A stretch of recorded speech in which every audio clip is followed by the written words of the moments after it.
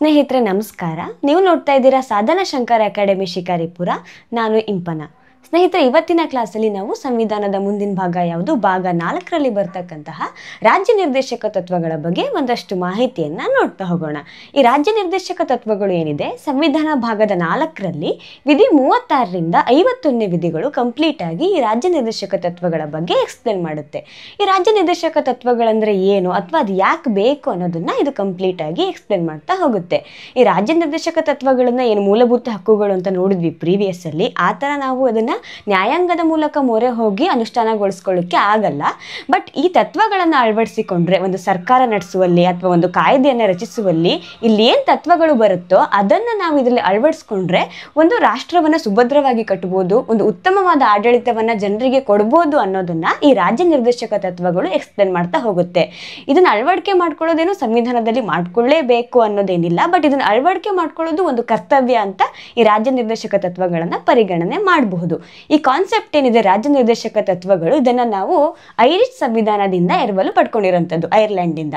ಹಾಗೆ ಇದರಲ್ಲಿ 36ನೇ ವಿಧಿ ಫಸ್ಟ್ ಸ್ಟಾರ್ಟಿಂಗ್ ಅಲ್ಲಿ ಬರುತ್ತೆ. ಇದರಲ್ಲಿ ರಾಜ್ಯ ಅನ್ನೋ ಪದಕ್ಕೆ ಅರ್ಥವನ್ನ ಕೊಡ್ತಾರೆ. ಅಂದ್ರೆ ರಾಜ್ಯ ನಿರ್ದೇಶಕ ತತ್ವಗಳು ಅಲ್ವಾ, ಈ ಪಾರ್ಟ್ ಅಲ್ಲಿ ರಾಜ್ಯ ಅನ್ನೋ ಪದ ಬಂದ್ರೆ ಅದಕ್ಕೆ ಏನೇನು ಅರ್ಥ ಇದೆ ಅಂತ ಹೇಳಿ ಈ ಪಾರ್ಟ್ ಅಲ್ಲಿ ಹೇಳ್ತಾರೆ. ಆಲ್ರೆಡಿ ಪ್ರೀವಿಯಸ್ ವಿಡಿಯೋದಲ್ಲಿ ನಾವು ಹೇಳ್ದಂಗೆ ಮೂಲಭೂತ ಹಕ್ಕುಗಳು ಆ ಚಾಪ್ಟರ್ ಅಲ್ಲಿ ಕೂಡ ರಾಜ್ಯ ಅಂದ್ರೆ ಏನು ಅಂತ ನಾವು ಎಕ್ಸ್ಪ್ಲೇನ್ ಮಾಡಿದೀವಿ. ಅದೇ ತರ ಭಾಗ 3ರಲ್ಲಿ ಏನ್ ಹೇಳಿದಾರೋ ಅದೇ ತರ ರಾಜ್ಯ ಅಂತಂದ್ರೆ ಏನೇನು ಒಳಗೊಳ್ಳುತ್ತೆ ಅನ್ನೋದು ಕೂಡ ಈ ರಾಜ್ಯ ನಿರ್ದೇಶಕ ತತ್ವಗಳು ಅನ್ನೋ ಪಾರ್ಟ್ 4 ಏನಿದೆ ಅದಕ್ಕೂ ಅನ್ವಯ ಆಗುತ್ತೆ ಅನ್ನೋದನ್ನ 36ನೇ ವಿಧಿ ಸ್ಪಷ್ಟಪಡಿಸುತ್ತೆ. ಸೇಮ್ ಆಸ್ ದಿ ಪ್ರೀವಿಯಸ್, ಅಂದ್ರೆ ಈ ಮೂಲಭೂತ ಹಕ್ಕುಗಳಲ್ಲಿ ಏನ್ ಹೇಳ್ತೀವೋ ಅದೇ ತರ. ನೆಕ್ಸ್ಟ್ 37ನೇ ವಿಧಿಗಳು ಹೇಳುತ್ತೆ, ಈ ತತ್ವಗಳು ನ್ಯಾಯಾಂಗ ರಕ್ಷಿತವಲ್ಲವುದಾದರೂ ಇವುಗಳನ್ನು ಅಳವಡಿಸಿಕೊಳ್ಳುವುದು ರಾಜ್ಯದ ಆದ್ಯ ಕರ್ತವ್ಯವಾಗಿದೆ. ಅಂದ್ರೆ ಇದನ್ನ ಅಳವಡಿಸಿಕೊಳ್ಳೇಬೇಕು ಅನ್ನೋ ನಿಯಮ ಅಥವಾ ಕಟ್ಟಳೆಗಳೇನು ಇಲ್ಲ, ಆದ್ರೆ ಇದನ್ನ ಅಳವಡಿಸಿಕೊಳ್ಳೋದು ಒಂದು ರಾಜ್ಯದ ಆದ್ಯ ಕರ್ತವ್ಯ. ಇದನ್ನ ಅಳವಡಿಸಿಕೊಂಡ್ರೆ ಒಂದಷ್ಟು ಒಳ್ಳೆ ರೀತಿಯ ಆಡಳಿತವನ್ನ ಜನರಿಗೆ ಕೊಡಬಹುದು ಅನ್ನೋದನ್ನು ಇದರ ಒಂದು ಮುಖ್ಯ ಉದ್ದೇಶ. ನೆಕ್ಸ್ಟ್ 38ನೇ ವಿಧಿ ಏನು ಹೇಳುತ್ತೆ ಅಂದರೆ ಜನರ ಕಲ್ಯಾಣವನ್ನು ಪ್ರೋತ್ಸಾಹಿಸುವುದು, ಆರ್ಥಿಕ, ಸಾಮಾಜಿಕ ಮತ್ತು ರಾಜಕೀಯವಾಗಿ ಸಮಾನತೆಯನ್ನು ಕೊಡುವುದು. ಅಂದರೆ 38ನೇ ವಿಧಿಲಿ ಏನು ಹೇಳ್ತಾರೆ ಅಂದರೆ ಜನರ ಕಲ್ಯಾಣವನ್ನು ಪ್ರೋತ್ಸಾಹಿಸುವುದು. ಕಲ್ಯಾಣ ಯಾವ ರೀತಿಯಲ್ಲಿ ಆಗಬೇಕು, ಒಂದು ಆರ್ಥಿಕವಾಗಿ ಇರ್ಬೋದು ಅಥವಾ ಸಾಮಾಜಿಕವಾಗಿ ಇರ್ಬೋದು, ರಾಜಕೀಯವಾಗಿ ಇರ್ಬೋದು. ಈ ಎಲ್ಲ ನಿಟ್ಟಿನಲ್ಲೂ ಒಂದು ಜನರ ಏಳಿಗೆಯನ್ನು ನೋಡ್ಕೊಳ್ಳುವಂಥದ್ದು ಸರ್ಕಾರದ ಕರ್ತವ್ಯ ಆಗಿರುತ್ತೆ. ಅದ್ರ ಪರವಾದಂತಹ ಕಾಯ್ದೆ ಕಾನೂನುಗಳನ್ನು ರೂಪಿಸಬೇಕು ಅಂತ ಈ 38ನೇ ವಿಧಿ ಹೇಳುತ್ತೆ. ಮತ್ತೆ ಆದಾಯದಲ್ಲಿನ ಅಸಮಾನತೆಯನ್ನು ಕಡಿಮೆ ಮಾಡುವುದು. 44ನೇ ತಿದ್ದುಪಡಿಯಲ್ಲಿ ಇದನ್ನ ಅಳವಡಿಕೆ ಮಾಡ್ಕೊಳ್ತಾರೆ. ಸಮಾನ ಕೆಲಸಕ್ಕೆ ಸಮಾನ ವೇತನ ನೆಕ್ಸ್ಟ್ ಬರುತ್ತೆ. ಆ ಥರ ಆದಾಯದಲ್ಲಿ ಅಸಮಾನತೆ ಇದ್ರೆ ಒಂದೀಗ ಕೆಲವೊಬ್ರು ಏನಂದ್ರೆ ನಮ್ಮ ದೇಶದಲ್ಲಿ ಕೆಲವೊಬ್ರು ತುಂಬಾ ರಿಚೆಸ್ಟ್ ಪರ್ಸನ್ ಇದ್ದಾರೆ, ಹಾಗೆ ಅತಿ ಕಡು ಬಡವರು ಕೂಡ ಇದ್ದಾರೆ. ಆದಾಯ ಅನ್ನೋದು ಇದೆ, ಆದ್ರೆ ಬಟ್ ಅದೆಲ್ಲರಿಗೂ ಈಕ್ವಲ್ ಆಗಿ ಹಂಚಿಕೆ ಆಗಿಲ್ಲ. ಪ್ರತಿಯೊಬ್ಬರಿಗೂ ಕೂಡ ತನ್ನ ಜೀವನವನ್ನ ನಡೆಸಲಿಕ್ಕೆ ಇಂತಿಷ್ಟು ಆದಾಯ ಬೇಕು ಅಂತ ಇರುತ್ತಲ್ವಾ, ಅದು ಎಲ್ಲರಿಗೂ ಕೂಡ ಸಮಾನವಾಗಿ ಹಂಚಿಕೆ ಆಗಬೇಕು. ಆ ನಿಟ್ಟಿನಲ್ಲಿ ಕಾಯ್ದೆ ಕಾನೂನುಗಳು ರೂಪುಗೊಳ್ಬೇಕು ಅನ್ನೋದನ್ನ ಈ 38ನೇ ವಿಧಿ ಸ್ಪಷ್ಟಪಡಿಸುತ್ತೆ. ನೆಕ್ಸ್ಟ್ 39ನೇ ವಿಧಿ, ಇದರಲ್ಲಿ ಒಂದಷ್ಟು ಸಬ್ ಯೂನಿಟ್ಸ್ಗಳು ಬರ್ತಾ ಹೋಗುತ್ತೆ. ಮೊದಲನೇದು ಪ್ರತಿ ಪೌರರಿಗೂ ಜೀವನ ನಡೆಸಲು ಬೇಕಾದ ವಸ್ತುಗಳು ದೊರಕುವಂತೆ ಮಾಡುವುದು. ಜೀವನ ಅಗತ್ಯಕ್ಕೆ ಒಂದಷ್ಟು ವಸ್ತುಗಳು, ಬೇಸಿಕ್ ನೀಡ್ಸ್ ಅಂತ ಏನಿರುತ್ತೋ ಅದು ಅವರಿಗೆ ಸುಲಭವಾಗಿ ದೊರಕಬೇಕು. ಆ ರೀತಿ ಒಂದಷ್ಟು ಕಾಯ್ದೆಗಳನ್ನು ರೂಪಿಸೋದಿರ್ಬೋದು. ಹಾಗೆ ಭೌತಿಕ ಸಂಪನ್ಮೂಲಗಳನ್ನು ಸಮಾನವಾಗಿ ಹಂಚಿಕೆಯಾಗುವಂತೆ ಮಾಡುವುದು. ಭೌತಿಕ ಸಂಪನ್ಮೂಲಗಳು ಒಂದಷ್ಟು ಲ್ಯಾಂಡ್ ಇರ್ಬೋದು, ಈಗ ಕೆಲವೊಬ್ರ ಹತ್ರ ಸಿಕ್ಕಾಪಟ್ಟ ಲ್ಯಾಂಡ್ ಇರುತ್ತೆ, ಕೆಲವೊಬ್ರ ಹತ್ರ ಉಳ್ಕೊಳ್ಳೋ ಕೂಡ ಒಂದು ಮನೆ ಇರಲ್ಲ. ಹಾಗೆ ಒಂದು ಬೇಸಿಕ್ ನೀಡ್ ಏನಿದೆ ಅದು ಪ್ರತಿಯೊಬ್ಬರಿಗೂ ಸಿಗುವಂತೆ ಮಾಡಬೇಕು ಅನ್ನೋದಿರ್ಬೋದು. ಹಾಗೆ ಸಂಪತ್ತು ಮತ್ತು ಉತ್ಪಾದನಾ ಸಾಧನಗಳು ಕೇಂದ್ರೀಕೃತವಾಗಬಾರದು. ಅಂದರೆ ಉತ್ಪಾದನಾ ಸಾಧನಗಳು, ಕೆಲವೊಂದು ವಸ್ತುಗಳು ಮತ್ತು ಸಂಪತ್ತು ಏನಿದೆ ಅದು ಪರ್ಟಿಕ್ಯುಲರ್ಲಿ ಒಬ್ಬರ ಹತ್ರನೇ ಮೀಸಲಾಗಿರಬಾರ್ದು, ಪ್ರತಿಯೊಬ್ಬರಿಗೂ ಕೂಡ ಅದರ ಹಂಚಿಕೆ ಆಗಬೇಕು ಅನ್ನೋದನ್ನ ಇಲ್ಲಿ ಸ್ಪಷ್ಟಪಡಿಸ್ತಾರೆ. ಮತ್ತೆ ಸಮಾನ ಕೆಲಸಕ್ಕೆ ಸಮಾನ ವೇತನ, ಅಂದರೆ ಪುರುಷ ಮತ್ತು ಮಹಿಳೆಯರಿಬ್ಬರಿಗೂ ಕೂಡ ಅವರು ಸಮಾನವಾದ ಕೆಲಸವನ್ನ ಮಾಡ್ತಾ ಇದ್ದಾರೆ ಅಂದ್ರೆ ಯಾವುದೇ ರೀತಿಯ ಡಿಸ್ಕ್ರಿಮಿನೇಷನ್ ಅನ್ನ ಮಾಡದೆ ಇಬ್ಬರಿಗೂ ಕೂಡ ಒಂದೇ ರೀತಿಯ ಸಂಬಳ ಬರಬೇಕು ಅನ್ನೋದು, ಒಂದೇ ರೀತಿಯ ವೇತನ ಕೊಡಬೇಕು ಅನ್ನೋದು ಈ ಪಾಯಿಂಟ್ ಹೇಳುತ್ತೆ. ಅಂದ್ರೆ ಈಗ ಪುರುಷರು ಅನ್ನೋ ಕಾರಣಕ್ಕೆ ಅವರಿಗೆ ಹೆಚ್ಚಿಗೆ ಸಂಬಳ ಕೊಡೋದು, ಕೆಲಸ ಒಂದೇ ತರ ಇದ್ಮೇಲೆ ಅವರಿಗೆ ಒಂದೇ ತರದ ಸಂಬಳವನ್ನ ಕೊಡಬೇಕು ಅನ್ನೋದನ್ನ ಇಲ್ಲಿ ಮೆನ್ಷನ್ ಮಾಡ್ತಾರೆ. ನೆಕ್ಸ್ಟ್ ಕಾರ್ಮಿಕರು ಮತ್ತು ಮಕ್ಕಳ ಆರೋಗ್ಯ ಮತ್ತು ಶಕ್ತಿಯನ್ನು ದುರುಪಯೋಗ ಪಡಿಸಿಕೊಳ್ಳಬಾರದು. ಯಾರೋ ಒಬ್ರು ನಮಗೆ ದುಡಿಯೋಕೆ ಸಿಕ್ಕಿದ್ದಾರೆ ಅಂತ ಇರಬಹುದು, ಅವ್ರನ್ನ ದುಡಿಸ್ಕೋಬಹುದು ಅನ್ನೋ ಕಾರಣಕ್ಕೆ ವಿಪರೀತವಾಗಿ ಅವ್ರನ್ನ ದುಡಿಸ್ಕೊಳ್ಳೋ ಹಾಗಿಲ್ಲ. ಅವರ ಆರೋಗ್ಯ ಆರೋಗ್ಯವನ್ನು ವಿಚಾರಿಸ್ಕೊಳ್ಳೋದು ಅಥವಾ ಅವರ ಸುಖ ದುಃಖ ಎಲ್ಲವನ್ನು ನೋಡ್ಕೊಳ್ಳೋದು ಇದರಲ್ಲಿ ಇನ್ಕ್ಲೂಡ್ ಆಗುತ್ತೆ ಅನ್ನೋದು. ಹಾಗೆ ಮಕ್ಕಳ ಆರೋಗ್ಯಕರ ಬೆಳವಣಿಗೆಗೆ ಅವಕಾಶ ನೀಡುವುದು 42ನೇ ತಿದ್ದುಪಡಿಲಿ ಈ ಪಾಯಿಂಟನ್ನು ನಾವು ಅಳವಡಿಕೆ ಮಾಡ್ಕೊಂಡಿರೋದು. ನೆಕ್ಸ್ಟು 39 ವಿಧಿ ಏನು ಹೇಳುತ್ತೆ ಅಂದರೆ ಸಾಮಾನ್ಯ ನ್ಯಾಯವನ್ನು ಪ್ರೋತ್ಸಾಹಿಸುವುದು ಮತ್ತು ಉಚಿತ ಕಾನೂನಿನ ನೆರವು. ಈ ಕೆಲವೊಂದು ಉಚಿತ ಕಾನೂನಿನ ನೆರವು ಅಂದರೆ ಈಗ ಪಬ್ಲಿಕ್ ಪ್ರಾಸಿಕ್ಯೂಟರ್ಸ್ ಅಂತೆಲ್ಲ ಇರ್ತಾರೆ. ಕೆಲವೊಬ್ಬರಿಗೆ ಅವನಿಗೆ ನ್ಯಾಯಾಂಗದಲ್ಲಿ ಅಥವಾ ನ್ಯಾಯಾಂಗ ವ್ಯವಸ್ಥೆಯಲ್ಲಿ ಅಷ್ಟನ್ನು ಖರ್ಚು ಮಾಡಿಬಿಟ್ಟು ಅವನಿಗೆ ನ್ಯಾಯ ಪಡ್ಕೊಳ್ಳಿಕ್ಕೆ ಅವನಿಗೆ ಅರ್ಹತೆ ಇರಲ್ಲ ಅಥವಾ ಅದಕ್ಕೆ ಅವನು ಏಬಲ್ ಆಗಿಲ್ಲ ಅಂತಂದರೆ ಕೆಲವೊಂದು ಪ್ರಾಧಿಕಾರ ಇರ್ಬೋದು, ಗೌರ್ಮೆಂಟೇ ಅವನ ಪರವಾಗಿ ಒಂದಷ್ಟು ವಕೀಲರನ್ನ ಅಥವಾ ಕಾನೂನಿನ ತಜ್ಞರನ್ನು ಅವನ ಪರವಾಗಿ ನೇಮಿಸಿಬಿಟ್ಟು ಅಲ್ಲಿ ಒಂದಷ್ಟು ಅವನಿಗೆ ಆ ರೀತಿಯಾಗಿ ಹೆಲ್ಪ್ ಮಾಡುವಂಥದ್ದೆಲ್ಲ ನಡೀತಾ ಇದೆ. ಅದು ಈ ವಿಧಿಯಲ್ಲಿ ಸ್ಪಷ್ಟಪಡಿಸಿದ್ದಾರೆ. ನೆಕ್ಸ್ಟು 40ನೇ ವಿಧಿ ಏನು ಹೇಳುತ್ತೆ ಅಂದರೆ ರಾಜ್ಯವು ಗ್ರಾಮ ಪಂಚಾಯಿತಿಗಳನ್ನು ಸಂಘಟಿಸಬೇಕು. ಆಲ್ರೆಡಿ ಈ ರಾಜ್ಯ ನಿರ್ದೇಶಕ ತತ್ವ ಏನಿದೆ ಈ 40ನೇ ವಿಧಿಯಲ್ಲಿ ಅದು ಕಾಯ್ದೆಯಾಗಿ ಅದು ಒಂದು ಮೂಲಭೂತ ಹಕ್ಕಾಗಿ, ಅಂದರೆ ಮೂಲಭೂತ ಹಕ್ಕಲ್ಲ, ಅದು ಇನ್ನೊಂದು ಕಾಯ್ದೆಯಾಗಿ ರೂಪುಗೊಂಡು ಗ್ರಾಮ ಪಂಚಾಯಿತಿಗಳನ್ನು ಎಲ್ಲ ಇದರಲ್ಲೂ ಸ್ಥಾಪಿಸಲೇಬೇಕು ಅನ್ನೋದು ಕಡ್ಡಾಯ ಕಾನೂನಾಗಿ ಇದನ್ನು ಮಾಡಲಾಗಿದೆ, ಗೊತ್ತಿದೆ ನಮಗೆ. ನೆಕ್ಸ್ಟು ವಿಧಿ 41 ನಿರುದ್ಯೋಗ, ವೃದ್ಧಾಪ್ಯ ರೋಗ ಮತ್ತು ಅಸಮರ್ಥ ಸಂದರ್ಭದಲ್ಲಿ ಉದ್ಯೋಗ ಅಥವಾ ಶೈಕ್ಷಣಿಕವಾಗಿ ಸರ್ಕಾರದ ಸಹಾಯ ಪಡೆಯುವ ಹಕ್ಕು. ಅಂದರೆ ಈಗ ನಿರುದ್ಯೋಗ ಅಂತ ಇರಬಹುದು, ವೃದ್ಧಾಪ್ಯ ರೋಗ, ಕೆಲವೊಬ್ಬರಿಗೆ ಈಗ ಪೆನ್ಷನ್ ಎಲ್ಲ ಬರುತ್ತೆ, ಈಗ ವಿಧವಾ ವೇತನ ಇರಬಹುದು, ಪೆನ್ಷನ್ನು, ಆಮೇಲೆ ಕೆಲವೊಂದು ನಿರುದ್ಯೋಗಿಗಳಿಗೆ ಒಂದಷ್ಟು ಉದ್ಯೋಗ ಮೇಳ ಅಂತ ಮಾಡ್ತಾ ಇರ್ಬೋದು. ಇಂಥದ್ದನ್ನೆಲ್ಲ ಸರ್ಕಾರಗಳು ನಡೆಸ್ತಾ ಇದೆ ಇವಾಗ. ಏನಂದರೆ ಎಲ್ಲ ಮೂಲಭೂತ ಹಕ್ಕುಗಳಲ್ಲ, ಎಲ್ಲ ರಾಜ್ಯ ನಿರ್ದೇಶಕ ತತ್ವಗಳನ್ನು ಅಳವಡಿಸ್ಕೊಳ್ಳೋಕ್ಕಾಗಿಲ್ಲ, ಬಟ್ ಕೆಲವೊಂದನ್ನು ಸಮರ್ಪಕವಾಗಿ ಅಳವಡಿಸ್ಕೊಂಡಿದ್ದಾರೆ, ಕೆಲವೊಂದನ್ನು ಅಳವಡಿಸ್ಕೊಳ್ಳೋ ನಿಟ್ಟಿನಲ್ಲಿ ಕೆಲಸಗಳು ನಡೀತಾ ಇದೆ. ಹಾಗೆ ಇದರಲ್ಲಿ ಯಾವುದನ್ನು ಅಳವಡಿಸ್ಕೊಳ್ಬೋದು, ಯಾವುದನ್ನು ಅಳವಡಿಸ್ಕೊಳ್ಳೋಕ್ಕೆ ಸಾಧ್ಯ ಇದೆ ಅನ್ನೋದನ್ನ ನಾವಿಲ್ಲಿ ನೋಡ್ತಾ ಹೋಗೋಣ ಬನ್ನಿ. ಈಗ ಪೆನ್ಷನ್ ಕೊಡ್ತಾರೆ, ಮಂತ್ಲಿ 1200 ಅಂತ ಪೆನ್ಷನ್ ಬರುತ್ತೆ. ಈಗ ವೃದ್ಧಾಪ್ಯ ವೇತನ ಅಂತ 800 ರೂಪೀಸ್ ವಿಡೋ ಪೆನ್ಷನ್ ಬರುತ್ತೆ. ಹೀಗೆ ಈ ಥರ ಪೆನ್ಷನ್ಗಳು ಕೂಡ ಜಾರಿಯಲ್ಲಿರೋದನ್ನ ನಾವು ನೋಡಬಹುದು. ನೆಕ್ಸ್ಟು 42ನೇ ವಿಧಿಯಲ್ಲಿ ಏನು ಹೇಳ್ತಾರೆ ಅಂದರೆ ಕೆಲಸದಲ್ಲಿ ಪೂರಕವಾದ ಮತ್ತು ನ್ಯಾಯಯುತವಾದ ಹಾಗೂ ಮಾನವೀಯ ಪರಿಸ್ಥಿತಿ ನಿರ್ಮಿಸುವುದು ಮತ್ತು ಹೆರಿಗೆ ಸೌಲಭ್ಯವನ್ನು ನೀಡತಕ್ಕಂಥದ್ದು. ಒಬ್ಬರು ಒಂದು ಕೆಲಸ ವರ್ಕ್ ಮಾಡ್ತಾ ಇದ್ದಾರೆ ಅಂತಂದರೆ ಅವರಿಗೆ ಅಲ್ಲಿ ಪೂರಕವಾದ ವಾತಾವರಣವನ್ನು ಸೃಷ್ಟಿ ಮಾಡಬೇಕು. ಆ ಕೆಲಸ ಮಾಡೋಕ್ಕೆ ಅವರಿಗೆ ಅಲ್ಲಿ ಆ ವಾತಾವರಣ ಅವ್ರಿಗೆ ಹೆಲ್ಪ್ ಮಾಡಬೇಕು, ಆ ರೀತಿ ವಾತಾವರಣ ಸೃಷ್ಟಿಯಾಗಬೇಕು ಅಂತ. ಮತ್ತು ಹೆರಿಗೆ ರಜೆ ನೀಡೋದು ಏನಿದೆ, ಈಗ ಹೆರಿಗೆ ಆದವರಿಗೆ ಈ ಗೌರ್ಮೆಂಟ್ ಮತ್ತು ಗುತ್ತಿಗೆ ಆಧಾರದಲ್ಲಿ ಕೆಲಸ ಮಾಡೋರಿಗೂ ಕೂಡ ಈ ಹೆರಿಗೆ ರಜವನ್ನು 6 ತಿಂಗಳ ಹೆರಿಗೆ ರಜವನ್ನು ನೀಡಬೇಕು ಅನ್ನೋದು ಏನಿದೆ ಅದು ಇಲ್ಲಿ ಮೆನ್ಷನ್ ಆಗಿದೆ. ನೆಕ್ಸ್ಟು 43ನೇ ವಿಧಿ ಹೇಳುತ್ತೆ ಜೀವನ ನಿರ್ವಹಣಾ ಕೂಲಿ ಮತ್ತು ಉತ್ತಮ ಜೀವನವನ್ನು ನಡೆಸಲು ಅವಕಾಶ ಮಾಡಿಕೊಡುವುದು. ಈಗ ಒಂದು ಕೂಲಿ ಅಂತ ಹೇಳಿದ್ರೆ ಅವನಿಗೆ ಕೂಲಿ ಸಿಗ್ತಾ ಇದೆ ಅಂತಂದರೆ ಅದು ಅವನಿಗೆ ಜೀವನ ನಡೆಸೋಕೆ ಸಾಕಾಗಬೇಕು. ಒಟ್ರಾಶಿ ಒಂದು ಕೆಲಸ ಇದೆ, ಅದಕ್ಕೊಂದು ಕೂಲಿ ಕೊಡ್ತಾ ಇದ್ದಾರೆ ಅಂತಂದರೆ ಅದು ಅವ್ನ ಜೀವನ ನಡೆಸೋಕ್ಕೆ ಸಾಕಾಗ್ತಾ ಇದ್ರೆ ಓಕೆ. ಸುಮ್ಮನೆ ಅವನು ಕೂಲಿ ತಗೊತಾ ಇದ್ದಾನೆ ಅಂದರೆ ಅದು ಸರಿಯಲ್ಲ. ಒಂದು ಕೂಲಿಯನ್ನು ಮಾಡಿಸ್ಕೊಳ್ತಾ ಇದ್ದಾರೆ ಅಂದರೆ ಅದು ಜೀವನ ನಿರ್ವಹಣೆಗೆ ಬೇಕಾದಂಥ ಅಷ್ಟು ದುಡ್ಡನ್ನು ಅಥವಾ ಆ ಪ್ರಮಾಣದ ಸಂಬಳವನ್ನು ಅವನಿಗೆ ನೀಡಲೇಬೇಕಾಗುತ್ತೆ ಅನ್ನೋದು ಪಾಯಿಂಟು. ನೆಕ್ಸ್ಟು 43 ಉಪವಿಧಿ ಬರುತ್ತೆ. ಅದೇನು ಹೇಳುತ್ತೆ ಅಂದರೆ ಉದ್ಯಮಗಳು ಅಥವಾ ಕೈಗಾರಿಕೆಗಳ ಆಡಳಿತದಲ್ಲಿ ಕಾರ್ಮಿಕರಿಗೂ ಭಾಗವಹಿಸುವ ಅವಕಾಶ. ಅಂದರೆ ಒಂದು ಉದ್ಯಮಗಳು ಇರುತ್ತೆ, ಅದರಲ್ಲಿ ಮ್ಯಾನೇಜರ್ಸ್ಗಳಿರ್ಬೋದು, ಅದು ಮುಖ್ಯಸ್ಥರು ಮಾತ್ರ ಚರ್ಚೆಯಲ್ಲಿ ಅಥವಾ ಅಲ್ಲಿ ತಗೊಳ್ಬೇಕಾದ ಡಿಸಿಷನಲ್ಲಿ ವರ್ಕ್ ಮಾಡ್ತಾ ಇರ್ತಾರೆ. ಬಟ್ ಯಾವಾಗ ಕಾರ್ಮಿಕರನ್ನು ಕೂಡ ಅಂತಹ ಒಂದು ಸಂಘಟನೆಯಲ್ಲೋ ಅಥವಾ ಒಂದು ಚರ್ಚೆಯಲ್ಲೋ ಅಳವಡಿಸ್ಕೊಂಡಾಗ ಕಾರ್ಮಿಕರಿಗೂ ಗೊತ್ತಾಗುತ್ತೆ, ಕಾರ್ಮಿಕರ ಸಮಸ್ಯೆ ಏನು ಅಂತ ಅವರಿಗೂ ಗೊತ್ತಾಗುತ್ತೆ, ಆಗ ಅದನ್ನು ಅನುಷ್ಠಾನಗೊಳಿಸ್ಕೊಳ್ಳಿಕ್ಕೆ ಅವರಿಗೂ ಹೆಲ್ಪ್ ಆಗುತ್ತೆ ಅನ್ನೋದನ್ನ ಇಲ್ಲಿ ಹೇಳ್ತಾ ಇರೋದು. ನೆಕ್ಸ್ಟು 43B ಹೇಳುತ್ತೆ ಸಹಕಾರ ಸಂಘಗಳ ರಚನೆ, ಸ್ವಾಯತ್ತ ಕಾರ್ಯ ನಿರ್ವಹಣೆ. ಸಹಕಾರ ಸಂಘಗಳನ್ನ ರಚನೆ ಮಾಡೋದು ಮತ್ತು ಅದನ್ನು ಸಮರ್ಪಕವಾಗಿ ನಿರ್ವಹಣೆ ಮಾಡುವಂಥದ್ದು. ಪ್ರಜಾಸತ್ತಾತ್ಮಕ ನಿಯಂತ್ರಣ ಮತ್ತು ವೃತ್ತಿಪರ ನಿರ್ವಹಣೆಯನ್ನು ಪ್ರೋತ್ಸಾಹಿಸುವುದು. ಪ್ರಜಾಸತ್ತಾತ್ಮಕ ಅಂತ ಏನು ಹೇಳ್ತೀವಿ ನಾವು, ಆಲ್ರೆಡಿ ಇದು ಕಾನ್ಸ್ಟಿಟ್ಯೂಷನ್ನ ಈ ಮೊದಲನೇ ಪಾರ್ಟಲ್ಲೇ ಬರುತ್ತಲ್ವ, ಪ್ರಜಾಸತ್ತಾತ್ಮಕ ಅನ್ನೋದು ಪ್ರಸ್ತಾವನೆಯಲ್ಲೇ ಬರುತ್ತೆ. ಇದ್ರ ಪರವಾಗಿ ಅಂದರೆ ಈ ಪ್ರಜಾಸತ್ತಾತ್ಮಕ ಅಂತ ಏನಿದೆ ಅದ್ರ ಬೇಸಿಸ್ ಮೇಲೆ ಈ ಉದ್ಯಮಗಳಿರ್ಬೋದು, ಕೈಗಾರಿಕೆಗಳನ್ನು ನಡೆಸಬೇಕು, ಒಂದಷ್ಟು ಎಥಿಕ್ಸನ್ನು ಇಟ್ಕೋಬೇಕು ಅನ್ನೋದನ್ನು ಇಲ್ಲಿ ಮೆನ್ಷನ್ ಮಾಡ್ತಾರೆ. ನೆಕ್ಸ್ಟು 44ನೇ ವಿಧಿ ಹೇಳುತ್ತೆ ಭಾರತದಾದ್ಯಂತ ಸಮಾನ ನಾಗರಿಕ ಸಂಹಿತೆಯನ್ನು ಜಾರಿಗೊಳಿಸುವುದು, ಯೂನಿಫಾರ್ಮ್ ಸಿವಿಲ್ ಕೋಡ್. ಈ ಸಿವಿಲ್ ಕೇಸ್ಗಳು ಏನಿದೆ ಅದರಲ್ಲಿ ಎಲ್ಲರಿಗೂ ಒಂದೇ ರೀತಿಯ ನ್ಯಾಯ ಅಂತ ಕೊಡಬೇಕು ಅಂತ. ಬಟ್ ನಮ್ಮ ದೇಶ ವಿವಿಧ ರೀತಿಯ ಕಲ್ಚರ್ಗಳನ್ನು, ಸಂಸ್ಕೃತಿಗಳನ್ನು ಹೊಂದಿದೆ. ಹಾಗಾಗಿ ಎಲ್ಲರಿಗೂ ಒಂದೇ ರೀತಿಯ ಸಿವಿಲ್ ಕೋಡನ್ನ ತರೋದು ಸ್ವಲ್ಪ ಕಷ್ಟ. ಒಂದಷ್ಟು ಪ್ರಯತ್ನಗಳು ಅದ್ರ ಪರವಾಗಿ ನಡೀತಾನೆ ಇದೆ, ಹೋರಾಟಗಳು ಕೂಡ ನಡೀತಾನೆ ಇರುವಂಥದ್ದು. ನೆಕ್ಸ್ಟು 45ನೇ ವಿಧಿ ಹೇಳುತ್ತೆ 6 ವರ್ಷದೊಳಗಿನ ಮಕ್ಕಳ ಪಾಲನೆ ಮತ್ತು ಶಿಕ್ಷಣ ಒದಗಿಸುವುದು. ಈಗ ಆಲ್ರೆಡಿ ಇದ್ರ ಪ್ರಕಾರ ನೋಡ್ತಾ ಹೋಗೋದಾದ್ರೆ ನಾವು ಅಂಗನವಾಡಿ ಕೇಂದ್ರಗಳನ್ನು ಸರ್ಕಾರ ತೆರೆಯುತ್ತೆ. 6 ವರ್ಷದ ಒಳಗಿನ ಮಕ್ಕಳಿಗೆ ಉಚಿತವಾಗಿ ಅಲ್ಲಿ ಶಿಕ್ಷಣ ಕೂಡ ಸಿಗುತ್ತೆ. ಅಲ್ಲಿ ಮಕ್ಕಳ ಶಿಕ್ಷಣ ಜೊತೆಗೆ ಅವರು ಪಾಲನೆ ಪೋಷಣೆ ಕೂಡ ಮಾಡ್ತಾರೆ. ಈ ವಿಧಿನೂ ಕೂಡ ಒಂದು ರೀತಿಯಾಗಿ ಇಂಪ್ಲಿಮೆಂಟ್ ಆಗಿದೆ ಅಂತ ಹೇಳಬಹುದು. ನೆಕ್ಸ್ಟು ವಿಧಿ 46 ಪರಿಶಿಷ್ಟ ಜಾತಿ, ಪರಿಶಿಷ್ಟ ವರ್ಗಗಳು ಮತ್ತು ಹಿಂದುಳಿದ ವರ್ಗಗಳ ಶೈಕ್ಷಣಿಕ ಮತ್ತು ಆರ್ಥಿಕ ಹಿತಾಸಕ್ತಿ ಕಾಪಾಡುವುದು.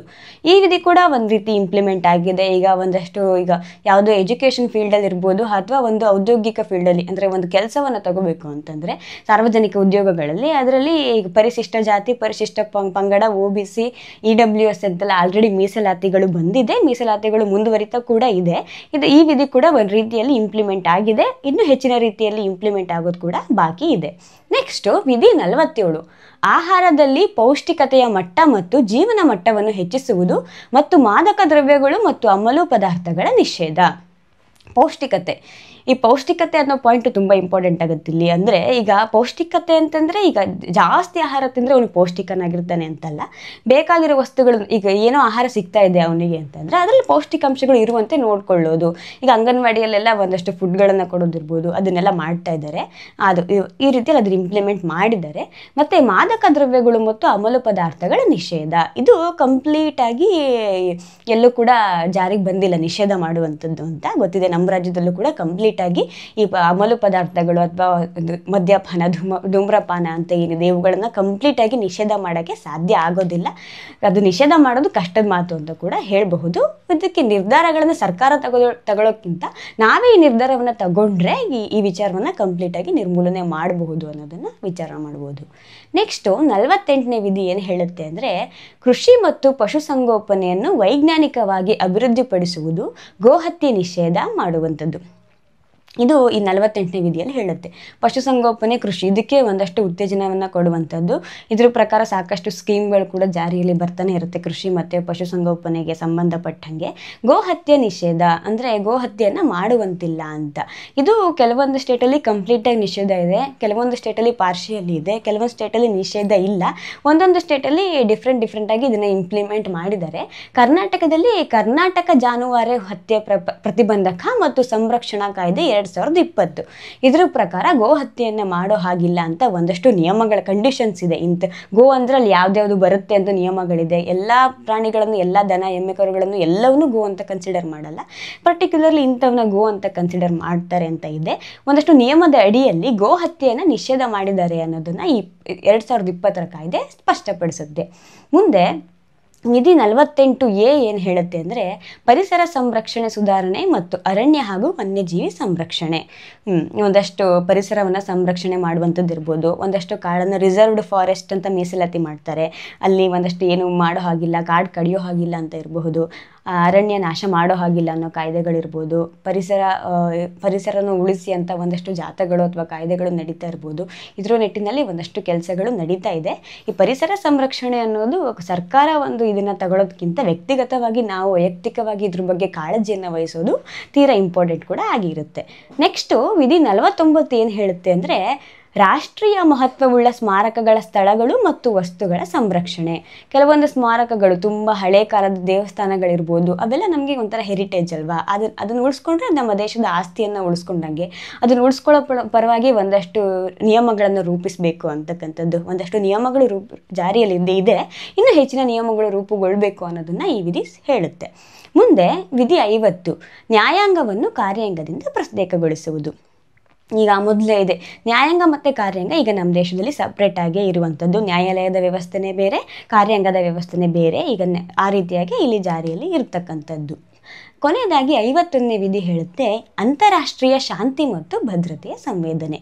ದೇಶ ತನ್ನೊಳಗೆ ಎಷ್ಟು ಶಾಂತಿಯುತವಾಗಿರುತ್ತೋ ಅದೇ ಥರ ಪಕ್ಕದ ದೇಶ, ಅಕ್ಕಪಕ್ಕದ ದೇಶ ಮತ್ತು ಪ್ರಪಂಚದಲ್ಲಿರುವ ದೇಶಗಳ ಜೊತೆ ಒಂದಷ್ಟು ಶಾಂತಿ ಭದ್ರತೆಯನ್ನು ಕಾಪಾಡಿಕೊಳ್ಳೋದು ಅಷ್ಟೇ ಇಂಪಾರ್ಟೆಂಟು ಒಂದು ದೇಶದ ಏಳಿಗೆಗೆ ಅಂತ ಹೇಳಿಬಿಟ್ಟು ಈ ವಿಧಿ ಸ್ಪಷ್ಟಪಡಿಸುತ್ತೆ. ಈಗೆಷ್ಟು ವಿಧಿಗಳನ್ನ ನೋಡಿದ್ವಲ್ಲ ನಾವು, ಅಂದರೆ ಇದಿಷ್ಟಲ್ಲಿ ಕೆಲವೊಂದು ವಿಧಿಗಳು ಜಾರಿ ಆಗಿದೆ, ಒಂದಷ್ಟು ವಿಧಿಗಳು ಜಾರಿ ಆಗಿಲ್ಲ. ಆದರೆ ಇದನ್ನು ಅನುಷ್ಠಾನಗೊಳಿಸಲೇಬೇಕು ಅನ್ನೋ ನಿಯಮ ಏನೂ ಇಲ್ಲ. ಇಂಥವುಗಳನ್ನು ಪಾಲಿಸಿದರೆ ಒಂದಷ್ಟು ಒಳ್ಳೆ ರೀತಿಯ ಆಡಳಿತ ಕೊಡ್ಬೋದು ಅನ್ನೋದು ಅಷ್ಟೇ ಇಲ್ಲಿ ಫ್ಯಾಕ್ಟು. ಈ ವಿಧಿಗಳನ್ನು ಏನು ನೋಡಿದ್ವಿ ಅದಿರೋ ಇರೋ ರೂಪದ ಮೇಲೆ ಅಥವಾ ಅದು ಇರೋ ಸ್ವರೂಪ ಹೇಗಿದೆ ಅನ್ನೋ ಆಧಾರದ ಮೇಲೆ ಅವನ್ನ 3 ರೀತಿಯಾಗಿ ವಿಂಗಡಣೆ ಮಾಡ್ತಾರೆ. ಒಂದು ಸಮಾಜವಾದಿ ತತ್ವಗಳು ಅಂತ, ಮತ್ತು ಗಾಂಧಿ ತತ್ವಗಳು ಅಂತ, ಮತ್ತು ಉದಾರತ ತತ್ವಗಳು ಅಂತ. ಈ ಸಮಾಜವಾದಿ ತತ್ವಗಳು ಯಾವ್ದ್ಯಾವುದು ಅಂದರೆ ಈಗ ಆಲ್ರೆಡಿ ನೋಡಿರಂತೆ 38ನೇ ವಿಧಿ, 39, 39A, 41, 42, 43, 43A, 47 ಇದಿಷ್ಟು ಸಮಾಜವಾದಿ ತತ್ವಗಳಾದರೆ, ಹಾಗೆ ವಿಧಿ 40, 43, 43B, 46, 47 ಮತ್ತು 48 ಇದು ಗಾಂಧಿ ತತ್ವಗಳು ಅಂತ ಹೇಳಿ ಡಿಸೈಡ್ ಮಾಡ್ತಾರೆ. ಮತ್ತು ಉದಾರತ ತತ್ವಗಳು ಅಂತ ಬಂದರೆ ವಿಧಿ 44, 45, 48, 48A ಮತ್ತು 49, 50 ಮತ್ತು 51 ಇದಿಷ್ಟು ಈಗ ಮೂಲಭೂತ ಕರ್ತವ್ಯಗಳ ಬಗ್ಗೆ ನೆಕ್ಸ್ಟ್ ನೋಡೋಣ. ಈಗ ನೋಡಿದ್ದು ನಾವು ರಾಜ್ಯ ನಿರ್ದೇಶಕ ತತ್ವಗಳು, ಅದಷ್ಟು ಅದ್ರ ಬಗ್ಗೆ ಒಂದಷ್ಟು ಬ್ರೀಫ್ ಇನ್ಫಾರ್ಮೇಷನ್ನು.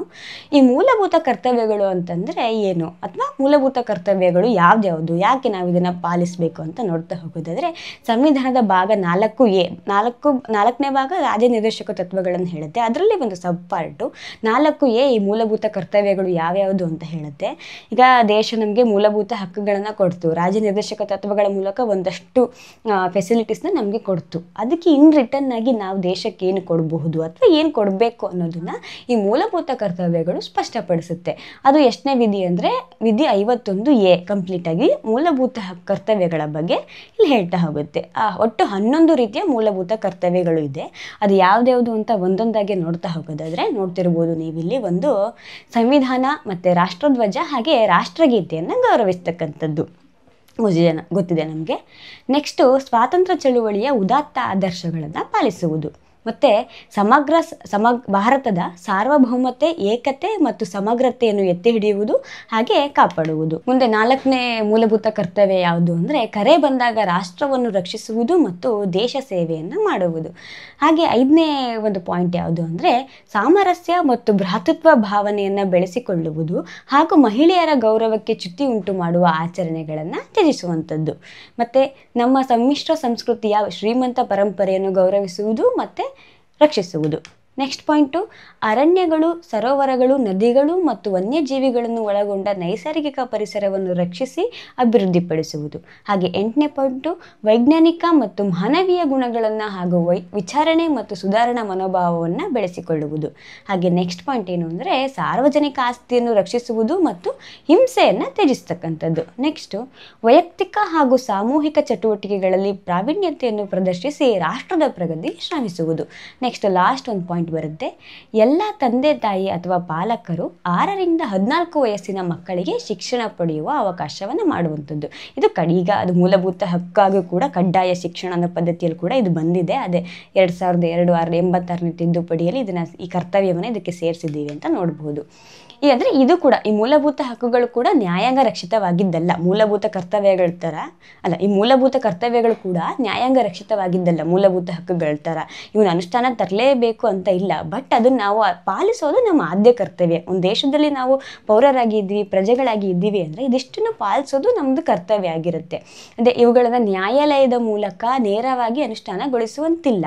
ಇನ್ ಕೇಸ್ ಅವುಗಳನ್ನು ಉಲ್ಲಂಘಿಸಿದರೆ ಅದನ್ನು ಶಿಕ್ಷಿಸುವಂತಿಲ್ಲ. ಬಟ್ ಸಂಸತ್ ಏನಾದರೂ ಸೂಕ್ತ ಕಾಯ್ದೆ ಮೂಲಕ ಈ ಕರ್ತವ್ಯಗಳನ್ನು ಜಾರಿಗೊಳಿಸಿದರೆ, ಒಂದಷ್ಟು ಕಾಯ್ದೆಗಳ ಮೂಲಕ ಇದನ್ನು ನೀನು ಈ ಕರ್ತವ್ಯವನ್ನು ಪಾಲಿಸದೇ ಇದ್ರೆ ಈ ಶಿಕ್ಷೆ ಮಾಡಬಹುದು ಅಂತ ಕಾಯ್ದೆಗಳ ಮೂಲಕ ಏನಾದರೂ ಬಂದರೆ ಆವಾಗ ಅವರಿಗೆ ಶಿಕ್ಷೆ ಆಗುವಂಥದ್ದು ಅಥವಾ ಮೂಲಭೂತ ಕರ್ತವ್ಯಗಳನ್ನು ಪಾಲಿಸಲೇಬೇಕು ಅನ್ನೋ ನಿಯಮಗಳು ಬರುತ್ತೆ. ಬಟ್ ಈ ಮೂಲಭೂತ ಕರ್ತವ್ಯಗಳನ್ನು ಪಾಲಿಸೋದು ನಮ್ಮೆಲ್ಲರ ಒಂದು ಆದ್ಯ ಕರ್ತವ್ಯ. ಮೂಲಭೂತ ಕರ್ತವ್ಯಗಳನ್ನು ಈ ನಮ್ಮ ಸಂವಿಧಾನಕ್ಕೆ ಅಳವಡಿಸ್ಕೊತಾರೆ. ಮೂಲ ಸಂವಿಧಾನ ಏನಿತ್ತು ಅದರಲ್ಲಿ ಮೂಲಭೂತ ಕರ್ತವ್ಯಗಳು ಇರಲಿಲ್ಲ. ಸರ್ದಾರ್ ಸ್ವರಣ್ ಸಿಂಗ್ ಸಮಿತಿ ಅಂತ ಬರುತ್ತೆ. ಇದ್ರ ಪ್ರಕಾರ ಈ ಕರ್ತವ್ಯಗಳನ್ನು ಸಂವಿಧಾನಕ್ಕೆ ಅಳವಡಿಸ್ಕೊಳ್ತಾರೆ. ಯಾವಾಗ ಅಂದರೆ ಫಸ್ಟ್ 1976 42ನೇ ತಿದ್ದುಪಡಿ ಏನಿದೆ ಅದರಲ್ಲಿ 10 ನೋಡಿದ್ವಲ್ಲ, 10 ಮೂಲಭೂತ ಕರ್ತವ್ಯಗಳನ್ನು ಅದಕ್ಕೆ ಅಳವಡಿಸ್ಕೊಂಡ್ರು. ನೆಕ್ಸ್ಟ್ 2002 86ನೇ ತಿದ್ದುಪಡಿ ಕಾಯ್ದೆ ಏನಿದೆ ಅದ್ರ ಪ್ರಕಾರ ಒಂದು ಲಾಸ್ಟ್ ಈಗ ನೋಡಿದ್ವಲ್ಲ ಅದನ್ನು ಅಳವಡಿಸ್ಕೊಂಡ್ರು. ಒಟ್ಟಾರೆಯಾಗಿ 11 ರೀತಿಯ ಮೂಲಭೂತ ಕರ್ತವ್ಯಗಳನ್ನು ನಾವು ನಮ್ಮ ಸಂವಿಧಾನದಲ್ಲಿ ಇರೋದನ್ನು ನೋಡ್ಬೋದು. ಇದಿಷ್ಟು ಬ್ರೀಫ್ ಇನ್ಫಾರ್ಮೇಷನ್ ಅಬೌಟ್ ಮೂಲಭೂತ ಕರ್ತವ್ಯಗಳು ಆ್ಯಂಡ್ ರಾಜ್ಯ ನಿರ್ದೇಶಕ ತತ್ವಗಳು. ಹಾಗೆ ಇದೇ ರೀತಿ ನಮ್ಮ ಚಾನಲ್ನ ಯಾರು ಇನ್ನೂ ಸಬ್ಸ್ಕ್ರೈಬ್ ಮಾಡ್ಕೊಂಡಿಲ್ವೋ ಸಬ್ಸ್ಕ್ರೈಬ್ ಮಾಡ್ಕೊಳ್ಳಿ, ಲೈಕ್ ಮಾಡಿ, ಶೇರ್ ಮಾಡಿ, ಕಮೆಂಟ್ ಮಾಡಿ, ಬೆಲ್ ಐಕಾನ್ ಒತ್ತೋದನ್ನು ಮರಿಬೇಡಿ. ಧನ್ಯವಾದಗಳು.